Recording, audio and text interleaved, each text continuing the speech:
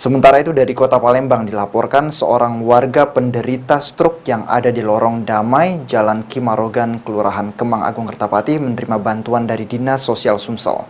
Selanjutnya Dinsos Sumsel meminta kepada warga yang kurang mampu yang menderita sakit mengurus BPJS Kesehatan.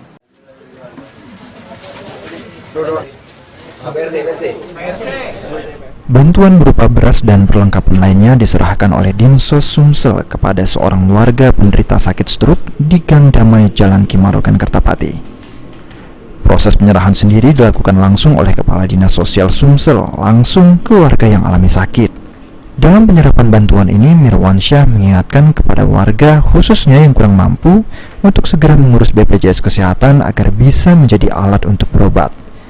Saat ini, Pemprov Sumsel melalui Dinas Sosial terus berkoordinasi dengan pemerintah kota serta kabupaten dalam menyalurkan dan memantau warga yang alami kekurangan akibat sakit.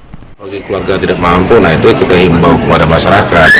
Kalau bisa yang memang yang tidak mampu pada saat sehat ini segera menguruskan kartu BPJS. Biar enggak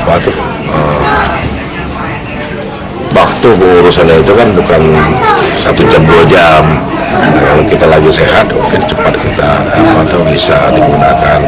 Kalau lagi kondisi seperti Ibu ya, siapa yang mau disuruh, siapa yang mau ngurus ini, sementara kesehatan ke belakang lagi susah. Ibu ini karena penderita stroke, jadi badannya itu lemas. Kondisi rumah warga bernama Hoiria yang alami sakit stroke ini sendiri cukup memprihatinkan dan berada di jalan yang cukup kecil untuk dilalui. Firman Hidayat, PAL TV.